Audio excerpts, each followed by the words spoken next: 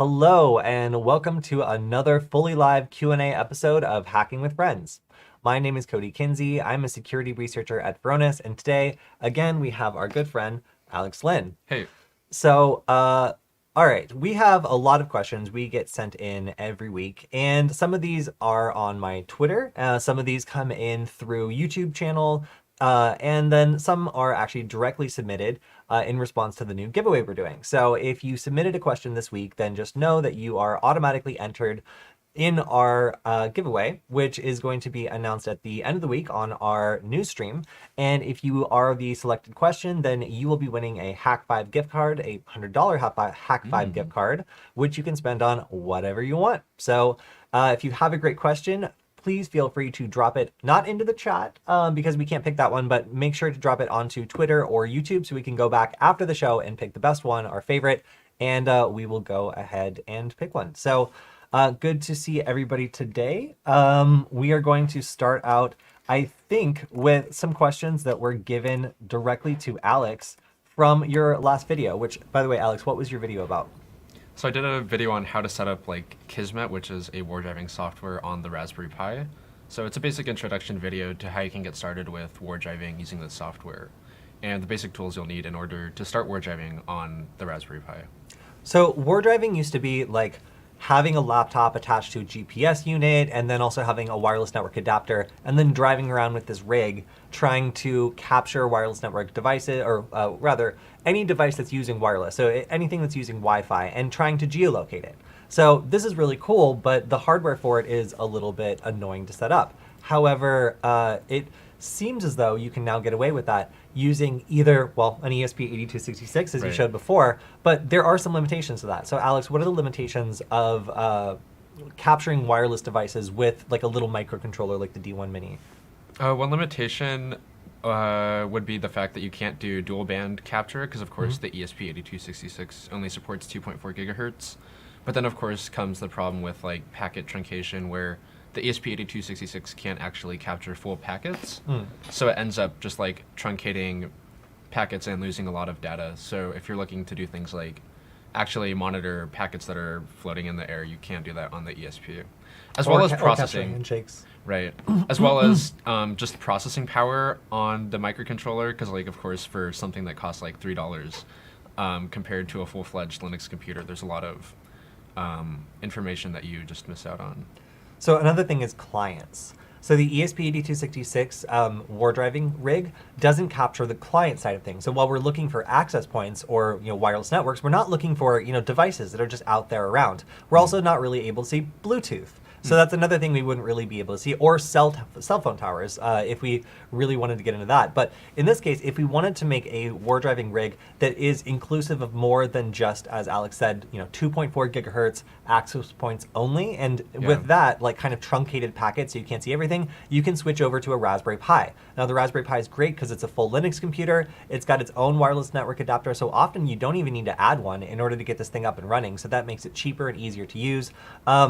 So overall, this is a really easy way to just plug in a GPS and be able to get the same benefit, but also include things like Bluetooth, which is really interesting and cool because there's so many Bluetooth devices out there that are never changing their MAC address that you could geolocate, like car stereos and headphones and all sorts of other accessories. So really interesting and really cool. If we switch over to my screen. I do want to add real quick, though, on the new version of the ESP war driving rig that I created, I did include client devices now. And if we check out the ESP32 sometime Bluetooth war driving might also be possible. Ah, cool. So there might be still some hope for making this a little bit smaller and maybe even cheaper than using a Raspberry Pi, because a Raspberry Pi does, it costs $35 depending on which one you get.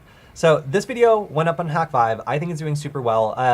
It's got 681 likes and only 6 people dislike this video, which is great. In fact, I love this video, so now it's 682. Yay. But Great. There were a lot of questions on this, and there were also some comments. So one kind of, I guess this is more a statement, was that Google was mapping streets while Google was mapping streets, it was also war driving. Once it was revealed, they stopped. Did you ever hear about this? No, I didn't, but it's not surprising, honestly. Yeah. So one of the people who was involved early on in war driving and kind of starting that whole thing was a Googler, and he just built this into their Street View process where they were driving around and mapping the wireless networks all around, and they were basically running like Kismet, basically, where they were capturing lots of stuff.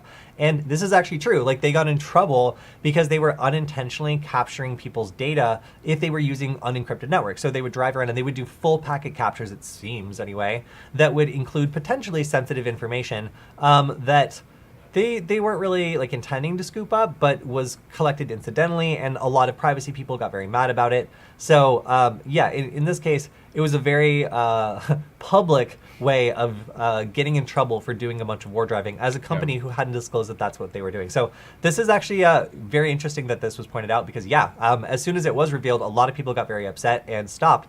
But that wasn't the end of this kind of data collection. There's lots of companies that go around and collect the location of access points and then sell that as location data. So if let's say that I'm a sketchy app creator and I want to be able to track you. Right. I could create an app that queries your Wi-Fi radio and just tells me the closest 5 MAC addresses of access points. And I can then ping an API that acts as a tracker and will geolocate those access points and tell me exactly where you are. So that's really like what the issue was here, is they were creating like a location network where they could figure out where someone was just by looking at the wireless radio on your phone. So if you ever get somebody, well, let's say you get an app that requests location permission and it's actually just trying to use like Bluetooth or Wi-Fi, that is actually because of this ability to geolocate you based on Wi-Fi networks. So really interesting thing that was something they got in trouble for, but now it's actually a super critical piece of technology called AGPS, or assisted GPS, that's designed to help locate you when you're like in a city with really poor GPS reception. So originally they got in a lot of trouble for it, but then, you know, like, it seems like now it's something that's kind of a standard for technology to be able to use your phone in a city. There was then there was this. I'm gonna say this as a question, but let's go ahead and just interpret it that way. I like how the stalker visiting his mum regularly, your neighbor, gets flagged as the bad guy here. Trololo. Thanks for the video, though. I'm actually really surprised there was no ... at the end of this, because that was kind of the general vibe of this. Yeah. So, if you had a neighbor who had a person visiting them next door, obviously those people would be at rest. Also, like, you wouldn't just be like sitting there war driving yourself, like in your own house. So yeah, so let's back up here and explain what this comment was about. So Alex was explaining something called the Creep Detector. Now this works by recording wireless devices around you and looking later on, as you analyze the data, for patterns where somebody is following you. And the way that we define following you is basically, have we seen the same device over basically in 2 places that are too far apart to be coincidence, or the same device just getting excellent, you know, reception. So if we see a device at the supermarket and then later we see them in 2 other places that we were at, and it was, you know, over a mile away, for example, it's unless it was some sort of coincidence or you were riding on the same bus or something, which is a perfect example of where this actually would fail, then you know, this wouldn't really cause a lot of false positives. Now, there are other things that would cause false positives. In like a big city like Los Angeles, you could be trying to go from one part of the city to another part of the city, and there might only be 3 or 4 good routes. So you might end up encountering the same cars over and over as you drive, just because you're going on a popular or similar route. So there are ways that this would actually have false positives. And there's ways of weeding that out as well. But in general, I just thought it was funny that like this person thought that like somebody new coming in, staying at your neighbor's house would be a stalker, because really the whether or not someone's a creep in this is determined by whether they are traveling with you as you move. So if you're war driving and you keep seeing a device popping up over and over and over that's close to you, but you are a mile away from where you first started seeing it, it's reasonable to assume that that device is following you. That could be a bug or a tracker in your car. It could be a person in their car following you. The point is that at least it gives you some insight into where you're seeing the same devices over and over. So if you're a paranoid person, maybe you could start putting some dots together and get really, you know, afraid of everything, I guess. But yeah, that was pretty cool. This, you know, sometimes people don't totally like understand like what we're talking about when we explain the limitations of these projects. So I just wanted to make sure that, you know, I'm explaining, yes, there are limitations to this project. You can get false positives, but not the one that you were talking about. All right, shall we grab a question from the YouTube channel? Sure. Okay, we'll take the first question here. This was on, I believe, our news stream from last week. May someone already asked, or you already communicated some time ago, what laptops are you guys using? Great content, by the way. Keep it going. I'm currently using a Lenovo ThinkPad Yoga 620. I personally love this laptop because it's just super versatile. You can flip it 360 and fold it up like a sandwich. The parts are also super modular, so if I break anything, which I'm usually very prone to doing, it's super easy to source parts for and replace.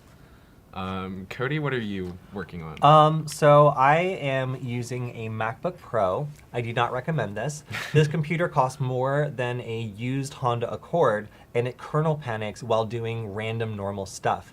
In addition to this, it lags so much while trying to do wireless network adapter stuff through a virtual machine that it's basically unusable, and I have to revert to a ThinkPad that is 8 years old and still, in many ways, a more stable computer than this bad boy. Also, fun fact, these generation of MacBook Pros will play dead for up to 10 minutes. So if you're doing something like, oh, I don't know, a live stream and it just suddenly dies, you get to sit there and patiently wait while it's plugged in for it to decide to turn back on, which I'm a huge fan of, being someone that does lots of live stuff. Having a computer that doesn't turn on when you plug it in is just silly and goofy, and it's a nice little thing to surprise you when you're trying to do some sort of live presentation.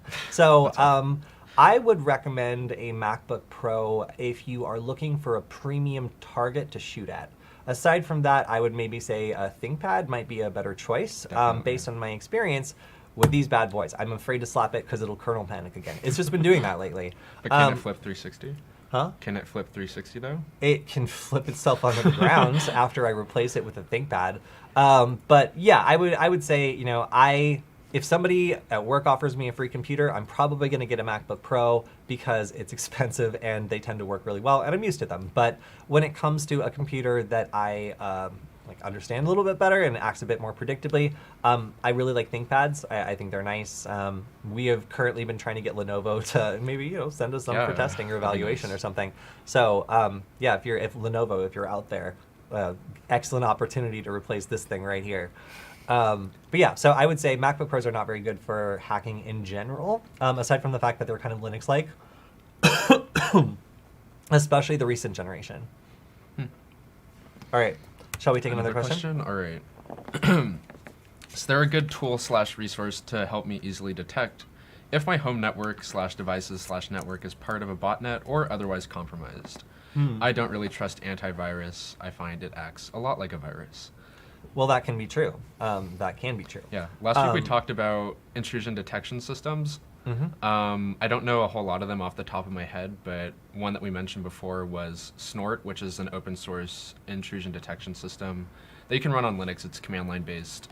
I believe there's a graphical user interface version for it that plugs in directly with the commands. I forget what it's called though, but if you know of any or have any suggestions. So to prevent Michael from shouting it out, I'm going to go ahead and say Pfsense was something that you can run on your network that will allow you to do things like monitor when something suspicious is happening. So like a couple of weeks ago, or maybe a week ago or so, we were all trying to watch a movie and accidentally clicked on, one of those streaming sites that's extremely sketchy, and we got a hit to like a DNS sinkhole for malware. So that means that at some point, something requested a domain that was known to be hosting malware, and this was able to detect which computer it happened on, and we were able to learn a little bit more. It's like, okay, well, it was just going to a bad domain. It wasn't necessarily, a piece of malware pulling down its second stage, but that's kind of how you would catch it. If you saw something that was sinkholed, then it might suggest that a company had found a malicious domain, taken it down, and then set up an alert saying, hey, if you've been hit with malware, then one of the first things it's going to do is try to establish command and control.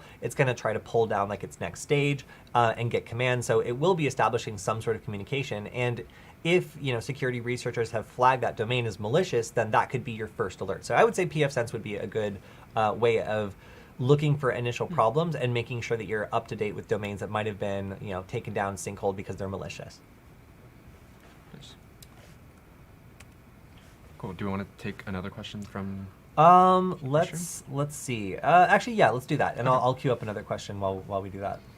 Cool. This one is also from another stream we were doing So the question is there any good reason to install Cali on bare metal versus a virtual machine? Yes. Or even, yeah, definitely. Or even using the Windows subsystem for Linux and Windows Store version. The only thing I see is if I need to do a Wi-Fi hack, I need to pass the USB to the virtual machine, but I can't figure out how to get it passed to the WSL running Cali. And then he proceeds to list a whole plethora of other problems with running it on a virtual machine / WSL. So for these reasons, I would say like your question kind of wraps itself up towards the end. Yeah, exactly. There's a lot of downsides with virtualizing and going through multiple layers of abstraction in order to get like a wireless card working. I would say of all the things you could be doing, and there's probably other people that do more technical stuff that hate that process on Windows subsystem for Linux more.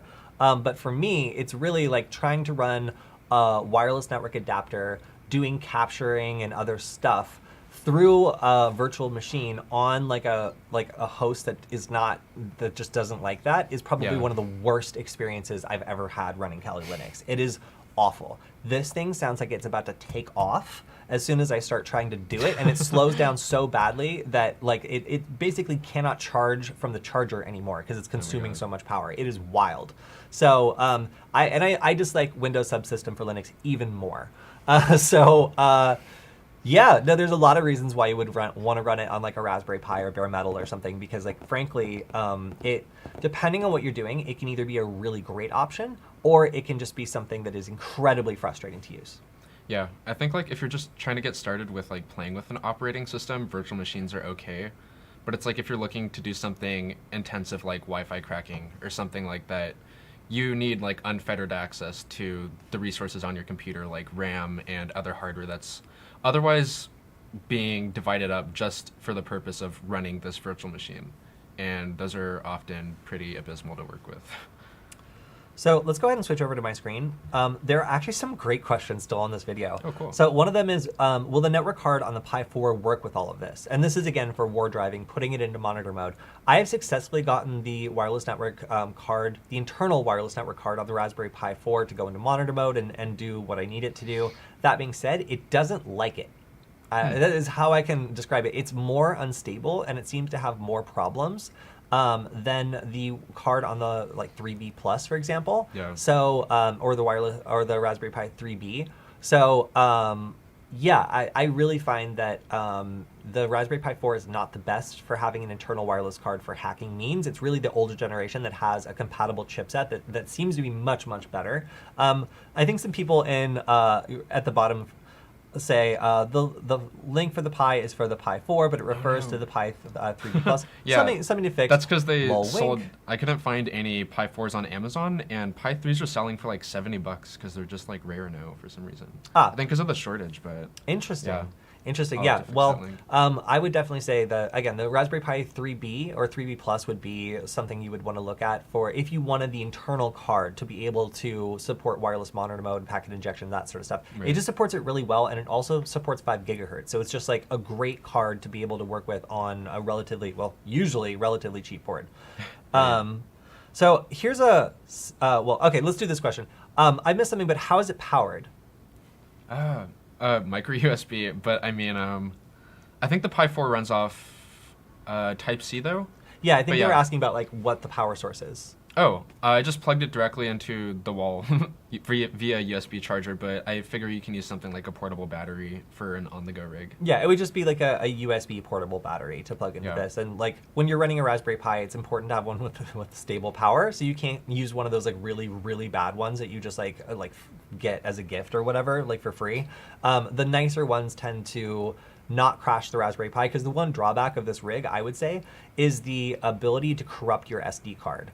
If it powers off abruptly without shutting itself down, then you can corrupt the SD card and make it so that you have to repair the file system before you can boot again, which is the biggest disadvantage. So this is, it seems like an obvious question, but I would say like you would want to have like a power bank or something that has enough juice to make sure it's not going to just abruptly power itself off, because unless the Raspberry Pi is able to like see its power supply and turn itself off, which is kind of a pain obviously to set up, then it runs the risk of just abruptly powering off and causing it to either lose all the data that's on it or just not boot anymore.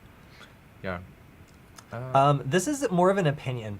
Alex, it's not really headless if you have to have a terminal to SSH into it to start the scan. Headless would be a script and configuration files to automatically start scanning when the Pi boots. But good tutorial nonetheless. That last part is just like completely backhanded. I don't really like that. It's just funny that like anytime we have like a semi-mean comment, they're just like, but good tutorial, I guess. Yeah. My response to this would be like, of course, you could write a one-line bash script that just starts this as soon as, and then just, have it run as a, well, whatever you want. Like it's really easy to automate this. Like the point is making it so you don't need a screen in order to set it up. You can start it from any device, and of course you can just drop like a bash script or something that you can run as a cron job or whatever that will automatically start this as soon as you start up the Pi. But the point is like, like you can do this from your phone, you can do this from anything. The Raspberry Pi itself does not need a screen, but you can still log into it from lots of stuff. A headless computer does not mean that like it runs completely autonomously. Right. Like it just means that it doesn't have a screen, and that you access it from another device with the screen. Sometimes it's funny when people are just like, that is not the proper definition of what that means, and I'm just like, but it doesn't matter. It doesn't matter. In this case, like I would say a headless computer is one that you can access remotely that doesn't have a screen. In this case, I would say. You didn't deceive the people here, Alex. Don't worry. Don't lose any sleep over this one. Also, the purpose was just like to show beginners like how you can also, if you're looking for something like on your home network that you want to scan for that's open. I showed like how to use Nmap briefly, for instance, to look for open ports and stuff like that. So, I mean, that was part of the demonstration. So, okay, here's a question that I demand you answer for everybody. Why does all this sound so violent? War driving? Headless raspberries? What is the world coming to? By the way, I'm gonna little emojis. Yeah, and then the emojis upset. Oh no! What did I do? It was just me. Yeah, so I really wanted to interact with that, and it wouldn't let me. I just have a lot of internalized like angst and anger that I need to take out through hacking, and I choose to use such words violently for that purpose. No, this is a hilarious comment, and thank you for making this. I want to pick this as our favorite question, but unfortunately, I don't think we can. I got tricked again. Oh no! Yeah, I can't help but like this comment. It's just it draws me to it. Okay, all right. So let's go. Let's go to the next one. All right. Quick question. How do you avoid people asking if you can hack other people's social media accounts the moment you mention or hint that you're interested in cybersecurity? Funny question. So I was also going to go ahead and answer some questions from my Twitter direct messages from just random people, but unfortunately, almost all of them were along that line. So let's see. Bro. Yeah, sorry. I have to find an example one. So let's switch over to my screen, and you can see I get a lot of let's call them business opportunities from the internet. In this case, hi mate. That's new. I usually get hello bro, but all right. Do you want $1,000? Pretty strong. Hell yeah, I want $1,000. What are we doing? I have a challenge for you. I love challenges. I love this. Get back private key or seed from Ethereum wallet address wallet. If you can do it, $1,000 for Prisma. So as you can see, I get serious business opportunities delivered to my direct messages on a pretty consistent basis, demanding that I gain access to people's girlfriends' accounts, steal Ethereum wallets, and do all sorts of petty crime. I would say, just because you can do stuff in cybersecurity doesn't mean you need to immediately turn to petty crime. Right. There's jobs out here too, you guys. You can be employed and make money and not hack into your girlfriend's account. But there are some people that get into this for kind of the wrong reasons, and I feel like that is how they kind of reveal themselves. If I'm like, oh yeah, I do cybersecurity and ethical hacking, like, great, can you erase my student loans? And I was like, actually, I would love to, but no. Or like, hey, can you change my grade so I pass this class? I'm like, no. That's the kind of thing where as soon as you talk about hacking, the average person is probably going to come in with something like that. It's like, hey, can you break the system for me? Wink. And you're just like, ha ha ha ha ha, that's so funny. So that's my response. Basically, I get that constantly. There's very little you can do to deal with it. And it's just one of those things where when you're in cybersecurity or when you're in ethical hacking, people are going to ask you these sorts of questions, and you're just going to have to figure out what to say. I always just say, like, I have a job. I have no desire to do anything illegal, and you should not be contacting me on Twitter to solicit crimes. I don't think you're going to go far as a criminal if you're using Twitter or the comments on our YouTube videos to request that we commit a crime for you. So, just my opinion. All right, let's take another question. Cool. Let's see. This is a question on hacking with Parasecurity OS. The Firefox is using almost 100% CPU, causing battery drainage, a lot more than you think. How to overcome this? Buy more RAM. What? Oh wait. I'm sorry. Can you read that question again? The Firefox is using almost 100% CPU, causing battery drainage, a lot more than you think. How to overcome this? Plug in your laptop. Get more RAM. We are not. I'm sorry. I don't know. Let me define this. We are not the Geek Squad here. We're not we're not gonna like help your mom like figure out like how she can switch the language of her computer from like Portuguese back to English. Like that's not our job. So, I don't know. I would say plug in your laptop, bro. plug in your laptop. Cool. Cool. Yeah. So, wow. Any questions from the stream? Yeah, I'm sure we do. I Cool. got to look one up now. So perhaps you could pick one. Actually, is it possible to dual boot from an internal drive? Yeah. There are some laptops that actually have like 2 different drives inside of them, and I've actually done that before where I have one drive running just like Ubuntu and the other one booting Windows, so that is possible. Another thing you could do is just having like a stick that you could boot off of, so like a USB drive that you could just load an operating system onto, like Kali Linux. And the cool thing is you can even carry that around with you, so if you find access to a computer that allows you to have like unfettered access to the BIOS, you're able to boot into this operating system on basically any computer, which is really cool. Okay, so one question from the stream is, can you explain digital forensics or any suggestions for people who want to become a cybersecurity engineer? Digital forensics is actually super cool. I had a roommate who started out as just some guy, and he like decided that he was going to get into digital forensics. So he just like in his like disgusting room full of like crumbs and like beer bottles or like whatever else, like had a business where he would just have like jealous lovers like drop off like their ex-wife's like hard drive, and he would just take it apart, plug directly into the drive, and then just tell them usually that it was unrecoverable and charge them $500. Oh so like, like lots of people get into digital forensic on different levels. If you want to go a more traditional route, then learning about forensics is really cool. Learning about computer science and the way that files are created, that metadata is created, that memory is allocated. It kind of depends on what kind of forensics you're looking to get into. If you're looking to do like malware reverse engineering, you really got to be a computer science guy, or a lady. In order to be able to understand like how somebody could be tricking you into thinking that the malware is doing something else that it's actually doing, because that's the kind of cat and mouse game that exists out there. I would say if you want to do something more like traditional forensics, like looking through the image of a computer and trying to find evidence or something, like that's a whole other skill set where you would more be learning to use tools that do forensic extraction and trying to do things like matching images to a specific computer or identify fingerprints, like digital fingerprints that would be able to tie a specific piece of technology to a place or to an action. It really does take a pretty broad skill set to be able to do these things. So some hardware skills, like if you like taking apart computers, if you understand making backups, if you know about hard drives and recovering hard drives, like that might be a good place to start if you're looking to get into that branch of forensics. Whereas like computer science and networking, again, would kind of be my recommendation if you wanted to get into like malware reverse engineering, if that was more your speed. Yeah, it's pretty solid. We have a Raspberry Pi Pico question. What is the Raspberry Pi Pico, and can you show us what we can do with it? We're hoping to get our hands on one because we actually get a lot of questions about the Pi Pico. But it's the new microcontroller that the Raspberry Pi Foundation put out. I don't know the exact detail on the specs, but it supports a ton of really cool things. Like it can emulate human interface devices, so you can do cool stuff like keystroke injection. I think it's based off what's that new architecture that some microcontrollers are using? RISC-V. Yeah.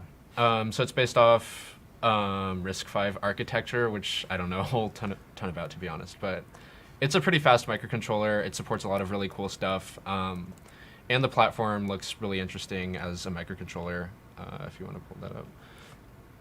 Yeah. But yeah, we're hoping to cover it soon and do some cool projects with it. I'm so sorry. I opened up the like brand representation page, which is just a bunch of nonsense. RISC-V, pronounced RISC-V, is an open case instruction set architecture based on established roadways. So like RISC has been really popular. So like creating like an open source version, what I believe is kind of the goal here. It doesn't require fees to use. It's non-proprietary. People can dig into it. Like that's what's exciting. It is the possibility of getting like a really low level of control on some of these, now very common microcontrollers. So yeah, very, very cool stuff that allows people to do more with microcontrollers rather than having to like use like a vendor API or something or an SDK that like they don't is closed source and they don't totally understand the way it's working under the hood. Cool. Do you want to take a question from YouTube? Yeah, so I'm going to take a question from the chat. Do you ever use your skills for helping your local community? I feel like this would be a great way to hone in some more skills while also helping the community. Yeah, we do. Well, I guess in terms of community, we do host things like workshops and stuff like that. I think you've done more community outreach and like volunteer things than I have. Yeah, so it kind of depends on what level you're talking about. Like, for helping the community, like when I find a local business that has a problem, like do I like go through the process of trying to make sure they fix it? Like almost always. Like if it's easy to report and it's something that I can just be like, hey, you shouldn't be using WEP because you're a bank, like something like that. Like it's pretty easy for me to be like, tell this person that there's a cybersecurity risk and this is what it is, and this is what you could Google to find out more.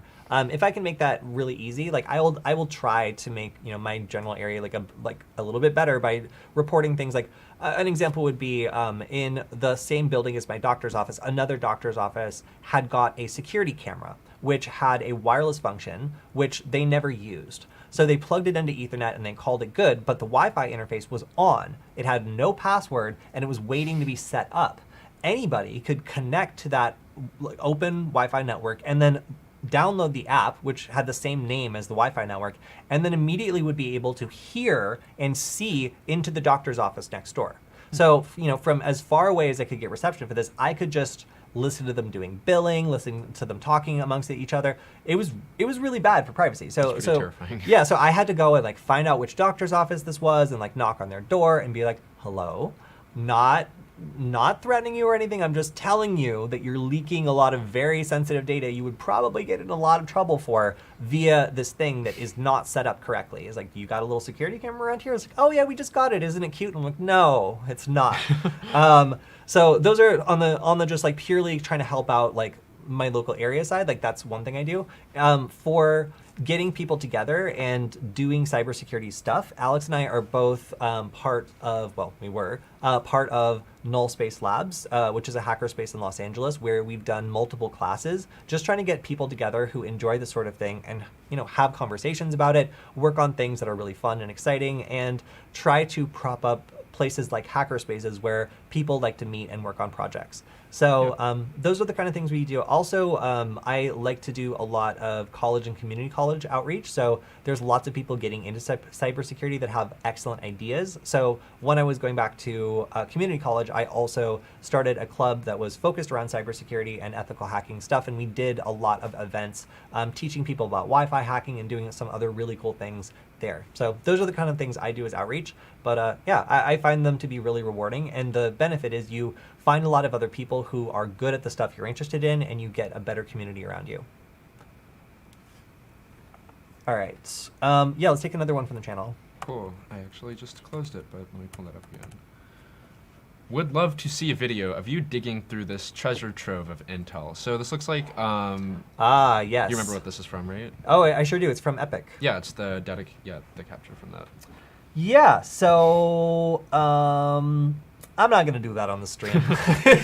Yeah, like going through like too much personal stuff. Going through like a company's breach data on like far right people for some of the most offensive and disgusting websites on the internet Probably isn't safe just based on the material that's even hosted on these websites. Yeah. Like there's a lot of like hate and harassment groups on this.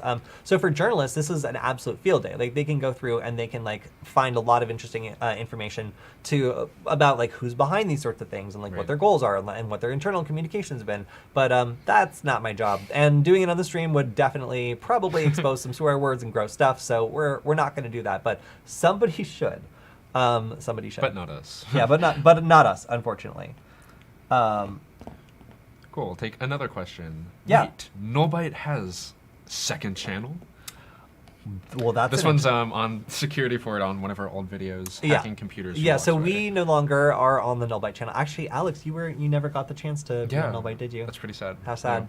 Yeah, so now we do, of course, this channel, and we also do Hack 5, where you can find Alex usually like once a week now. Yeah. So that's where to find us. Unfortunately, the company that owns Nullbyte, called Wonder How To, is still in the process of being bought by someone, I guess. I'm not really sure what's going on. So because of that, like, we unfortunately can't post any more content on Nullbyte. But you know, we appreciate everybody that followed us from Nullbyte to here. It's funny because those videos just keep getting more and more popular. There's like the one I did on like phone number OSINT is at like over 3 million views. Oh wow. So it's gonna be really weird going like back to a big city and because you know we've been living somewhere a bit smaller, and then having people like recognize us like, oh, you're the guy that helped me stalk my girlfriend with her phone number. And I'm like, great, buddy. Yep. That's nice. So yeah. So one question, bro, tell me some specific topics of networking with respect to hacking. Routing and switching.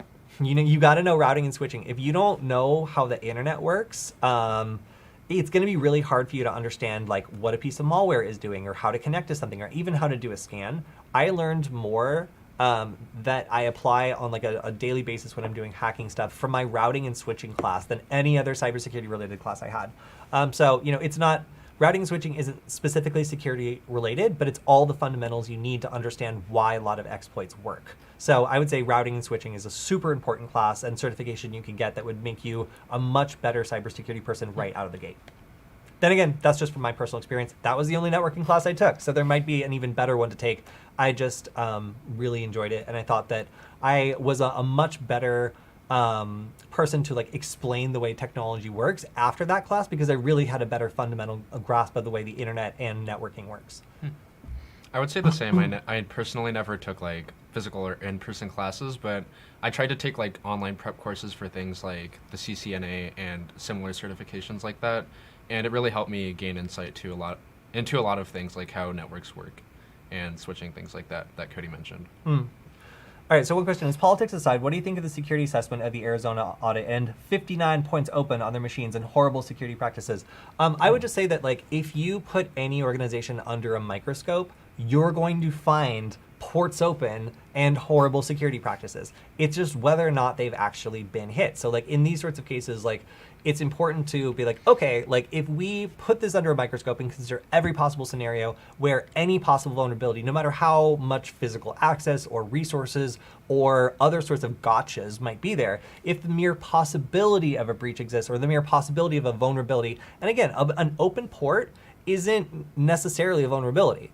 There's lots of things that could be behind that port that make that situation totally fine and normal. So I would say to lay people, things like 59 open ports might sound really scary, but when it comes to looking at actual risk, it's like how many of those, did any of those ports have critical vulnerabilities that required a low level of skill to exploit, and was there any evidence that those were exploited? That's what I want to know, because this MacBook Pro has like 20 ports open, or probably less than that. Okay, it probably has more like 6 or 7 ports open, but it needs those to like work, and that's fine and normal. So sometimes like these sorts of things, like yes, if you find out that a voting system doesn't have a good security practice, that makes you lose a little confidence. But I've worked at a lot of businesses that you probably go to, like a music venue, for example, and I would report about all sorts of security problems that would never ever get fixed, and I would consider most of them to be egregious. So I would just say, like, there's a lot of things that should be secure but are not, and there's a lot of things that like fall short of where we would want them to be, of course.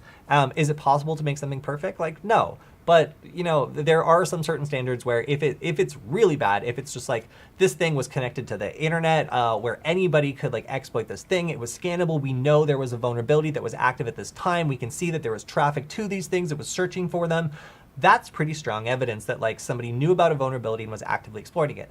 Minus that, the mere possibility that, you know, like a thing could be attacked, like no matter like how like many bars might be between the attacker and that, it's all speculation, and it makes it really difficult to get the sort of like threat assessment across to normal people because they hear things like a port is open and they think anybody can just walk through it. It's not that simple. So these stories tend to be really nuanced, and like, you know, accounting scandals, they don't make for good sound bites because they have to be simplified so much that experts kind of roll their eyes at it, and it bleeds some credibility from the whole story. You know, it's just a complicated, like secure, like multifaceted security situation where when you try to condense it down to like one thing, it might sound good, but it doesn't really give the whole story. And that's why, you know, I would say it's not really that big of a deal because it lacks the pizzazz or the like evidence of like an actual incident, which would be like, you know, we saw evidence of scanning specifically for this vulnerability, specifically on these ports, and like we see malware. So that would be my assessment. Like, you know, politics aside, it's just easy to make something that's a complicated situation sound simple, but that in this case is not really what's going on. Let's see. Let's take a question from a little bit earlier in the chat, I guess. Yeah, sure. How do I get into hacking? Can you please help me? From Alex, JC you got Smarty. this one. There's different areas of hacking. Depends what you really want to get into. I got started with learning how to hack into Wi-Fi just out of necessity because I just didn't have internet. But really depends what kind of hacking. There's hardware hacking. There's like Wi-Fi hacking, things like that. I would recommend learning the fundamentals like programming so you understand like how pieces of software work and how to construct things, like how to orchestrate tools and automate tools via programming. I find that super helpful. Learning how to use basic networking tools, I guess like Wi-Fi hacking tools too if you're interested in that. Some fundamentals for like hardware would be platforms like Arduino if you're looking to mess around with or reverse engineer stuff to figure out how stuff works like that. I don't know. There's lots of different vectors of hacking that you can get into, but do you have any advice, Cody? Nope. We've answered this question a lot, so Yeah. I'm going to roll on to the next one. All right. Bro, why don't you make a series of OSINT as nullbyte ones that were famous and also related to it? And then another OSINT question is, how can I improve my OSINT skills for both personal and business? All right. Well, what do you mean by personal? What personal OSINT you doing How to out find there? my girlfriend's phone number. You cheeky user. What's going on here? Well, for business is what we'll go over. I would say books by Mike Bizzell are excellent and a great way to get started with the fundamentals of many different types of open source intelligence. There's Bellingcat as well, does some really great tutorials on how to use, for example, like images to find out the geolocation of something, or how to interpret maps, or how to like find a lost hiker like just from their last photo. Like really incredible stuff that teach you how to use the stuff around you to figure out where something is or when it was, or some other important question that might seem impossible, but the technology actually exists out there to figure it out. So what's cool about OSINT is you're able to take breadcrumbs basically and make out a more complicated situation just from these clues. So yeah, I would say like Bellingcat's a great place to start, and books by Mike Bizzell. Both of those, and that's inteltechniques.com. Both of those are a great place to start if you're new to OSINT, or if you really want to take the next step in learning more. Can you recommend good starting point/projects for learning electronics? I would like to learn how to design circuits, use logic analyzers, understand IoT schematics, etc. Thanks. This question is for you. Yeah. Yeah. For learning how to design circuits, a tool that I'm planning on covering hopefully soon in a video is Easy EDA. It's a great software suite for designing circuit boards. I've been working with KiCad recently. There's a lot of really cool integrated features for designing circuit boards. And really, if you learn how to use like any EDA suite, the skills transfer over pretty easily. There's a lot more things you can do in a software suite like KiCad. But I'd really recommend starting out in the Easy EDA software. It allows you to do things like design schematics, transfer that directly over to a circuit board that you can use to house all of your components. Super easy to get started with. If you're looking for just starting points for electronics, I'd highly recommend, of course, the Arduino platform. Cody's been doing a lot of things with MicroPython recently. So And if, CircuitPython. yeah, so if you want to check that out, it's a great way to get started with just learning like how to interface various sensors and things like that using a very easy to get started with programming language. As for specific projects, I can't really think of any off the top of my head, but I know there's that one great website you've been mentioning about like beginner projects, I think. Oh, random nerd tutorials? Yeah, I we think like that's them. mostly ESP8266 oriented, but I think they also have some other cool stuff for like Arduino and things like that. I would also recommend just looking for cool projects you want to replicate on sites like Instructables or Hackaday. That's mostly where I source a lot of my inspiration for projects. Cool. So just one comment on what we discussed earlier was they did say that they were on the internet with recovered logs that were deleted. It also had Telnet and RDP enabled when they originally said it was not. I would just say so does your bank and like lots of the federal government. And as the real Xan points out, that's misleading. Like it can be if that's open behind a VPN or a firewall. That's and the hardware is updated. That's not actually really an issue. So this is again sometimes like there's a lot of scary words attached to this, but like the ones I'm looking for, like evidence of a breach, like web scanning for like a shell, like backdoor detect, like all that stuff. I'm not hearing it, which makes me just think that you were describing the situation of like most large businesses that they just haven't gotten around to fixing. Is it bad? Yeah, it's not great. But like, is it extremely common and not that alarming? And in many different configurations, actually not a security issue? Yeah. So like, this is just a story that's a little bit more complicated than it seems on its face. Like you can make a lot of like innuendo with this sort of things, but really the stuff we're looking for still doesn't seem to be there. Again, if I wanted to roast your local bank, like I could say a lot of scary things about the way it does its security too. And that's because a lot of these organizations are not perfect and they do things maybe not the best way, but they get away with it because their hardware is updated, they're behind a VPN or whatever else. But if I were to just say those things without, explaining those kind of mitigating factors, it would sound a lot scarier than it really is. Yeah. Even if they've never been exploited and no one was really able to actively exploit them, it would still sound bad if I said they had 59 ports open and through their log rotation were deleting logs. So, Cody bro, what was your journey like? How did you start in hacking? Aw, I love this question. So I got started originally working in regular security. So I worked in a music venue, like taking away fake IDs and stopping fights. I eventually got into digital security a bit around that time, but mostly started working at tech startups. So I got a lot of experience working with technology and developing it. And after that, I worked briefly at Uber and then as like a business development and OSINT person. So I was in charge of like finding really hard to find business owners that they wanted to work with who didn't have their information listed online. I did not like it there. So I started writing null byte tutorials and eventually went back to school for, I went back to school for computer science. I then got into electrical engineering and then I started doing this. So, I didn't go to school for this directly. I went back to school because I wanted to be better at it, but I already had a job in cybersecurity by the time I went to school. So it was a pretty cool way of getting into this.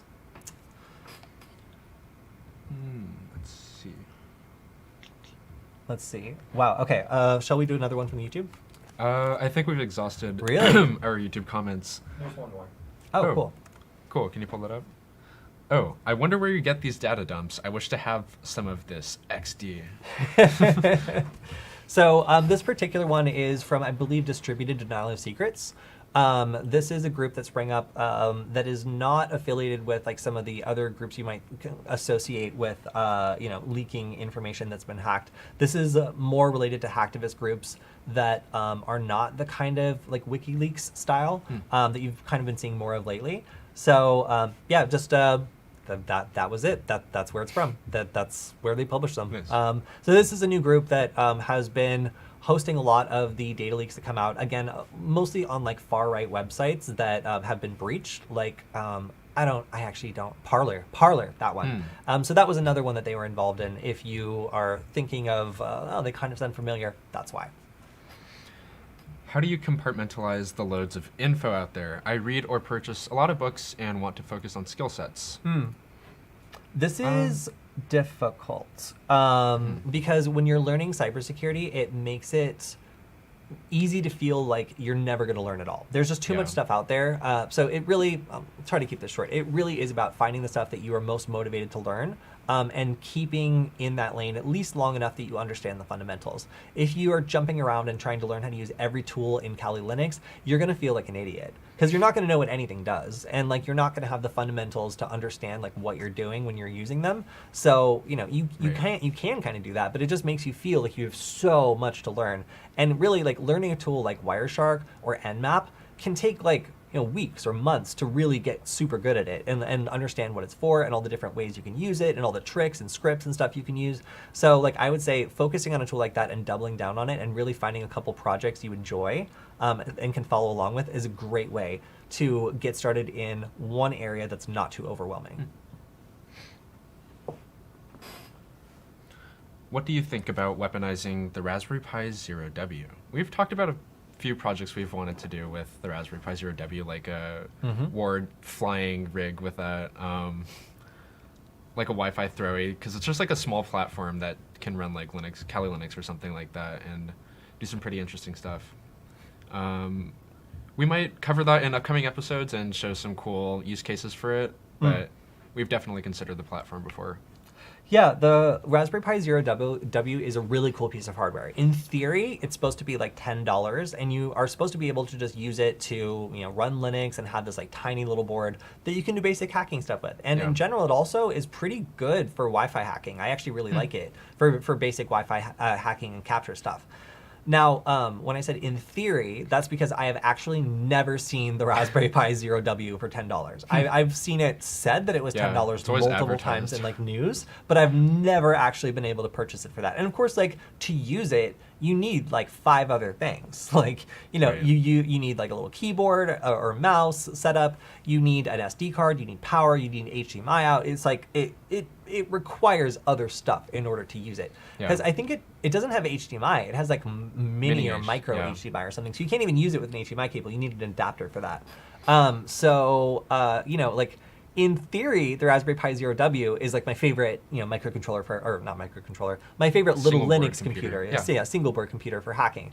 In practice, it ends up being like almost the cost of a Raspberry Pi, like 3B or 3B plus. So like in the end, would I pick it over one of those? No, not really. Like honestly, because unless I need the space, if I'm flying it on a drone, yes. And there are some things like. Sammy Kamkar came up with something I think called Skyjack that allows you to like take over a drone that's using like 2.4 gigahertz like Wi-Fi to fly itself by using the Raspberry Pi Zero W as a little like electronic warfare module on another drone. So you could basically like fly over to a drone that's using Wi-Fi to communicate, de-authenticate it, establish a command signal, and then start flying the other drone. Wow. So there are some cool projects out there that you kind of do need like a super small light Raspberry Pi, and that's where the Pi Zero W might actually be ideal for what you're looking for. Yeah, as a platform, we've mostly migrated over to smaller microcontrollers that replace lots of the functionality that we tried to do on things like the Raspberry Pi. So we've been working with like the ESP8266 recently, obviously, because there's just a lot of features that you can basically do on the ESP8266 for a fraction of the cost. Yeah. Somebody also says, in theory, yes, it was $10. It was supposed to be $5, but I've never got one for under $25 because besides the free one they gave me at CES. Well, actually, I think you're talking about the Raspberry Pi Zero. The Raspberry Pi, because there's 2 versions actually. There's the Raspberry Pi Zero, which doesn't have Wi-Fi at all. It's just it doesn't. And that one's $5, or was supposed to be $5. It's not actually. And then there's the Pi Zero W, which has the wireless card, which incidentally actually supports Kali Linux, wireless network, wireless injection, like all the stuff you would want. So it's actually the Pi Zero W is actually really cool. It's just like you said, like $25 for something where you could get a full Raspberry Pi for $35. Like unless you need something that small, it's just going to be a little disappointing when it's like slower than another one you can get for $10 more. So that would be my critique of it. It's great, but like in the real world, it's not as great as it sounds. Do you participate in Lock Sport? Yes, we. That is such. Can I just say that is the most gentlemanly way I've ever been asked if I pick locks. Thank you so much for that question. That is possibly my favorite question so far. Yeah. Yes. All right, so what's your set like? It's a wallet lockpick set because I lost my other pick set that I used to have. I used to own a Sparrows pick set. Sparrows makes great quality lockpicking tools. It was a pretty rad set too. I kind of missed that, but right now I'm currently just operating on this like cheap 5-piece lockpicking set I found on AliExpress for like $1. Nice. So Yeah. I had 2 lockpicking kits. One of them was a flat titanium set, which was actually really nice. That is finally got lost, which I'm really sad about. But that lived in my cell phone case, and I just forgot about it. And I've been on like tons of flights and stuff, and like nobody ever said anything about the crazy looking lockpicks that were like embedded into my phone case. So eventually I lost those, but those ones were really nice. And that was an S rake. And what I currently carry is a big leather bag full of S rakes and torque wrenches, and then a couple other things. But I really like S rakes and W's. Oh my gosh! Yeah, I have this ridiculous thing. Yeah, so it's the like credit supposed. It's supposed to be like inconspicuous and disguise itself as like a credit card with this like awful decal on this horribly thick like plastic case.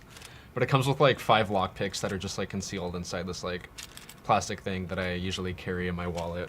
It's not entirely inconspicuous, but the form factor is pretty slim, and I like carrying this around with me. Yeah, I would say link to a lockpicking set, please. We'll try to find one and link to one that we like. But I would say for beginners, like raking is a lot easier than picking. I like raking a lot. I think it's like a really simple skill that you can learn that will help you out in like between 40 and 60% of cases. You can open a lock with just like a good S rake and a basic technique. So, like I think that it makes beginners really feel like they're picking up the skill quickly. It's a lot of fun and it's cheap. So if you're looking to get into lockpicking, I would say like an S rake is like a great place to get started against most like standard like cheap locks, because it's a lot of fun and it actually works pretty well. Yeah. I've also had one of those like lockpicking guns that just like spanks the pins from the bottom like really hard and like knocks them up. Okay. And like they work, like they're cool, but like they're incredibly loud. So it's just like it really like bangs the pins up there. So it's just like a jarring sound. So if you are like, if you don't care about noise, then like those are pretty cool too. Like I'll say that those are a lot of fun to try out. But Cool. Are you guys talking about raking leaves? Thanks, tech illiterate boomer. You finally get a mention for that one. No, we're not talking about raking leaves. 2 weeks we've been ignoring you, and we finally acknowledge you with that comment. I hope you're proud.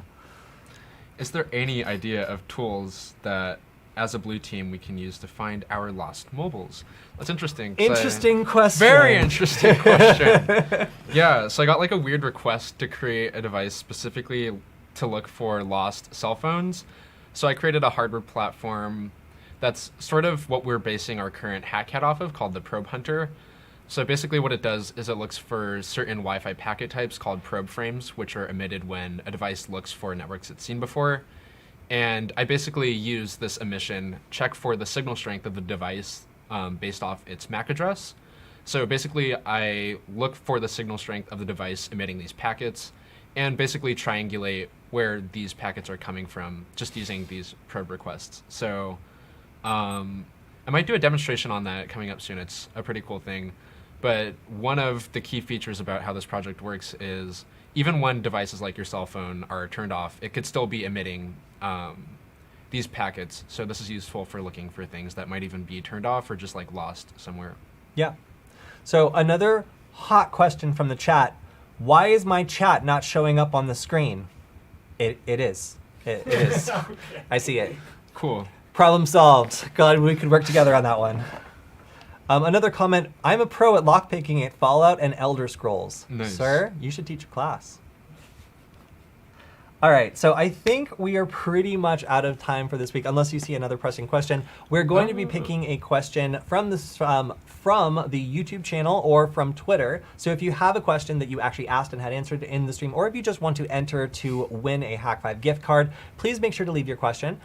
We will, of course, answer any questions we didn't get to next week on our next Q&A session. But Alex, thank you very much for hanging out today. Yeah. Zam, also, thank you for helping moderate the chat, which got a little rowdy at times. Right. But we love having you guys in the chat and having this live Q&A session. It's lots of fun to connect with everyone. And again, we always get great questions that I really never thought of before. So thank you for the great questions this week. Hope to see you guys again next week for some more great questions. And again, we'll be announcing on Friday the winner of our Q&A giveaway, where we'll be giving a $100 Hack5 gift card to somebody who left a comment or question rather on the YouTube channel or on my Twitter. So thank you guys again. We'll see you next week. Have a good one. Bye.